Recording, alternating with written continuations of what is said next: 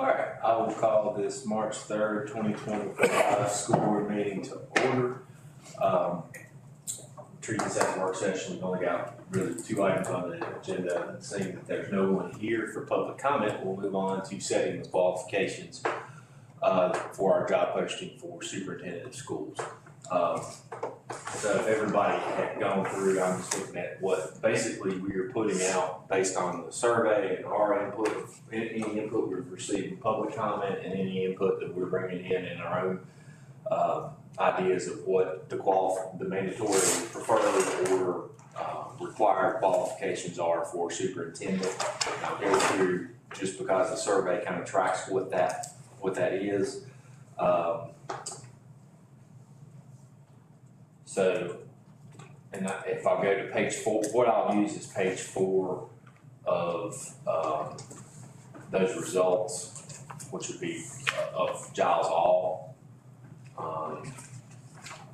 So the first thing would be experience as a principal. It looks like a large majority of that survey respondents view that as a requirement for the job.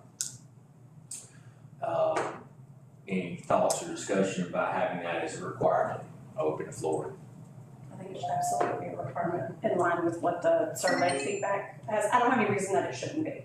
Okay, and I guess the only question the only thing I would say is a previous superintendent wouldn't have qualified before, I don't think, as a requirement. I mean, I think it's principal or assistant principal, and if you get somebody that serves as assistant principal, maybe word it that way. I'm just thinking because I don't think Dr. Arbogast was principal before he came here to the board office. I think he was assistant principal.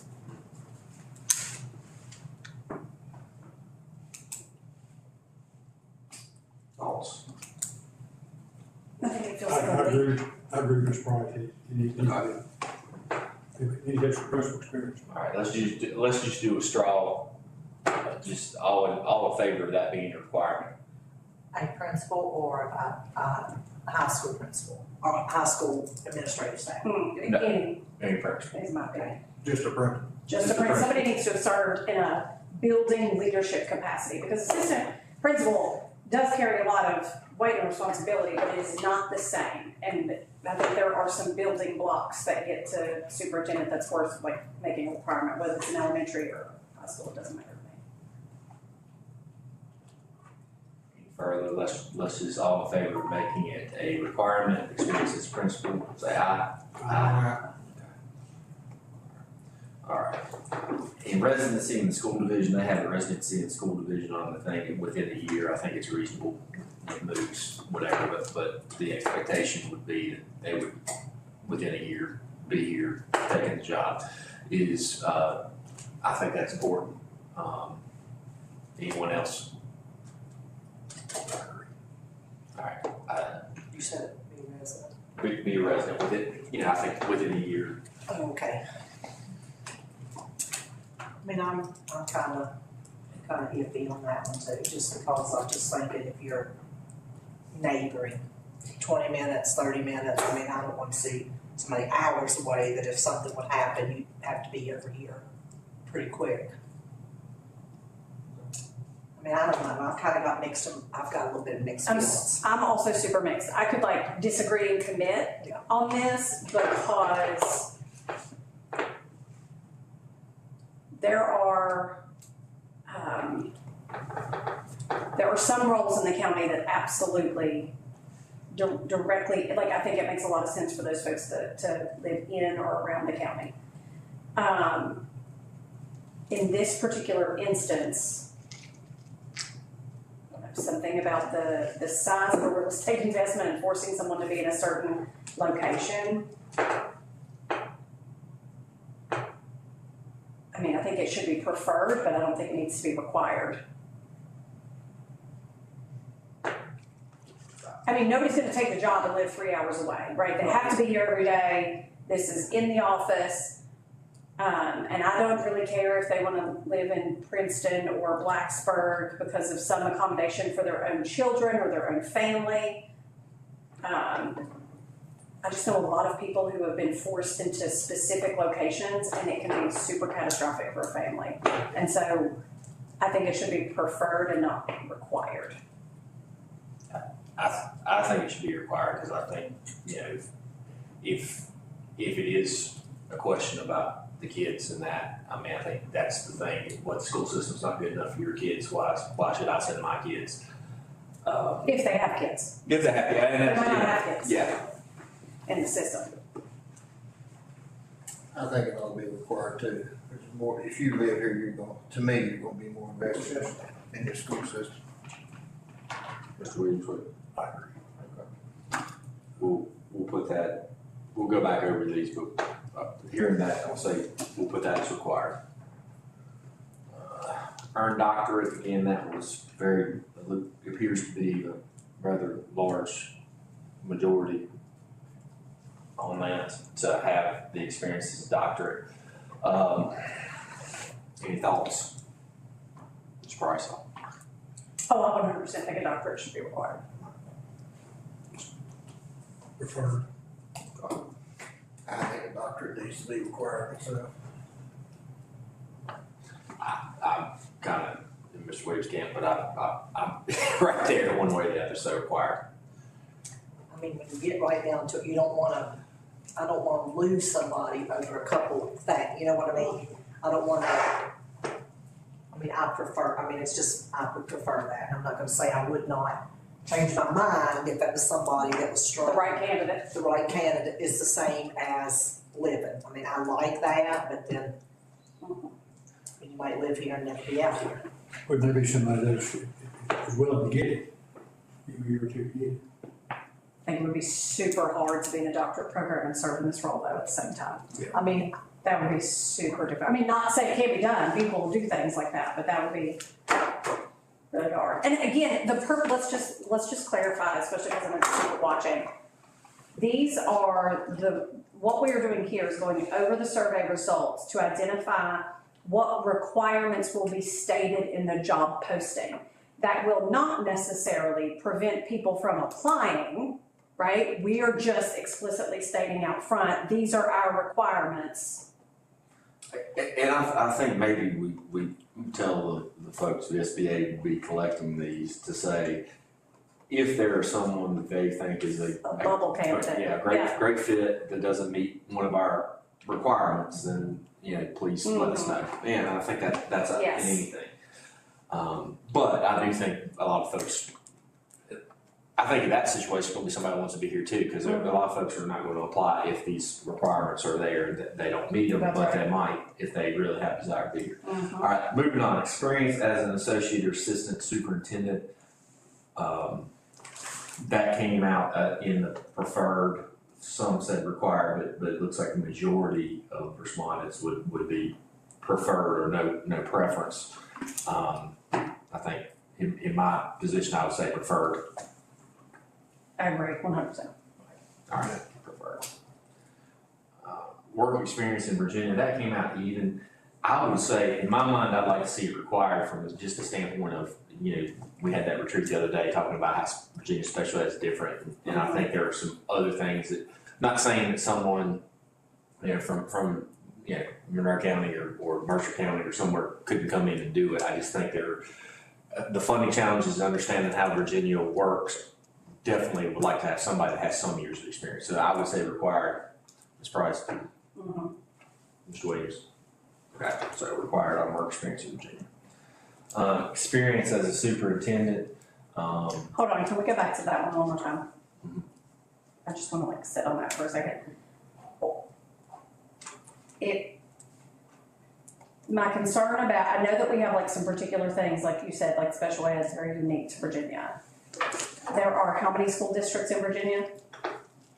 What I'm thinking about is 7 or something like that. Yeah, I'm thinking about the pool of potential candidates. What if someone has been a very successful superintendent in North Carolina or Tennessee or West Virginia or Maryland, not in Virginia, and they will not have had any reason to have ever worked in Virginia?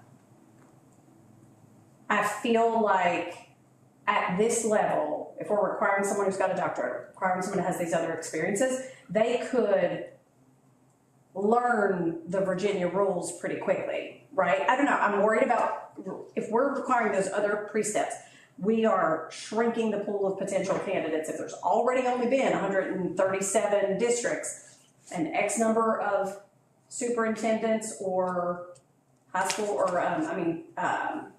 teaching experience, then I'm just slightly concerned. I just want to go back and revisit that one more time. Okay, you wanna just, I'm just gonna put T for tape, but let's. Yeah, and then we can come back to it. So let's see what other things we have. Yes. Where we get Thank required to with this. Sorry to be difficult. No, experience as superintendent, I personally think preferred. Yes.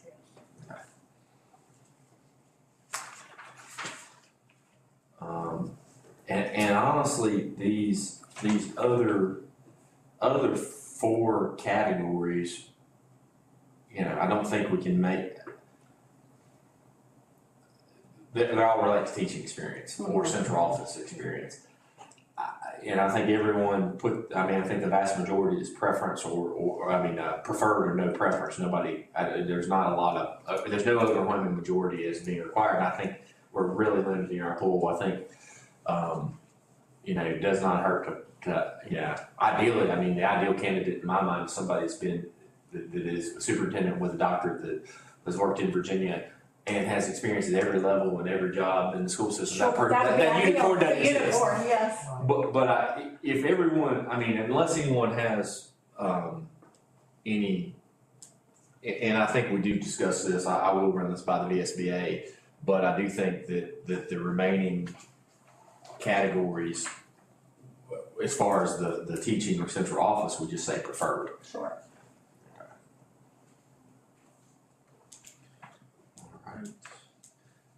And then difference, experience as a CEO or other than school, that was overwhelmingly not important. I'm not saying we wouldn't consider, I guess we probably would. Which one is this? This is the very last one, experience as a CEO or something, business experience. I just think we put no preference on that. They're not important. All right, let's circle back.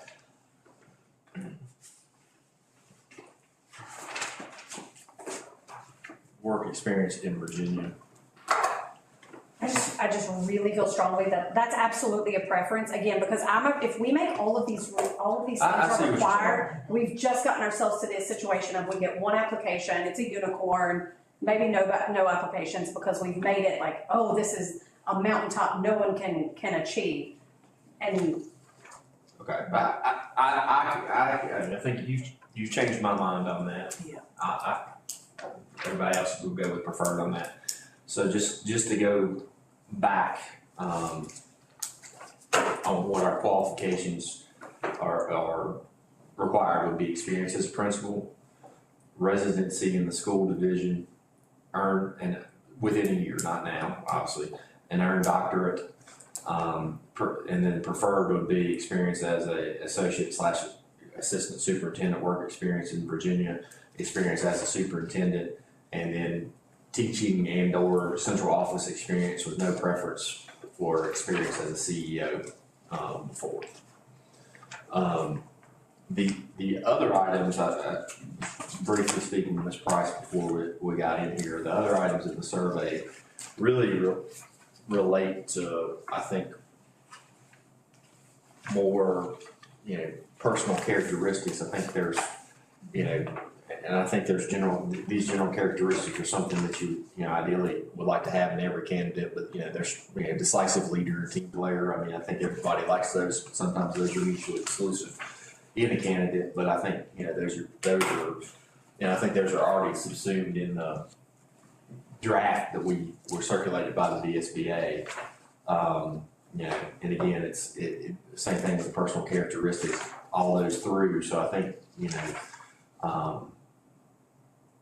those items I think are just kind of generally what we want. We want a leader that listens and is accountable and all the things that folks have spoken to us. And I'm not trying to give them short shrift, but I think those are things that we, automatically are going to be one, assume. Number two, things we're going to be looking for. Number three, the things that are sometimes the toughest to gauge that we'll have to just be aware of in the interview process and feel comfortable with. Does anybody else have any thoughts on that?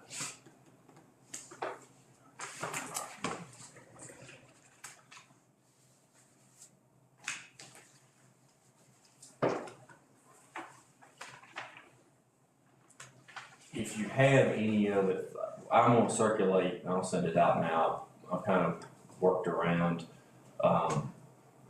that draft announcement of the search, which will eventually become the, kind of the job posting.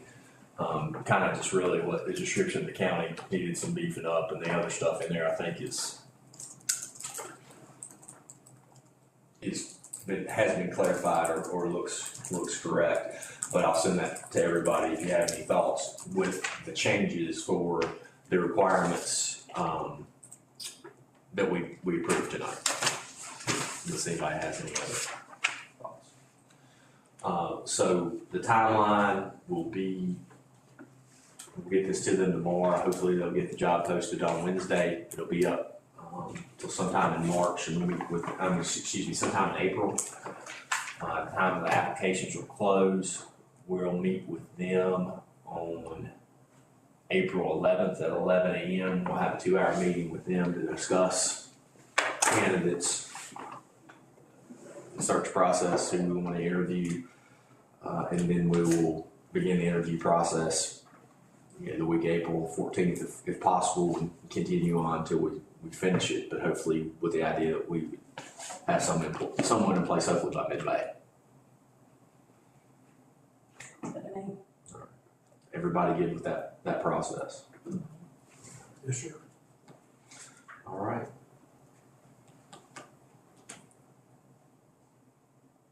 Is there any other matters that we need to discuss?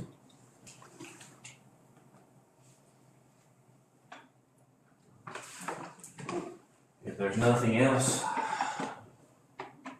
I will entertain a motion to adjourn. Dr. Smoker, yeah. I'll make that motion. Second. Motion second, any discussion? All in favor say aye. Aye.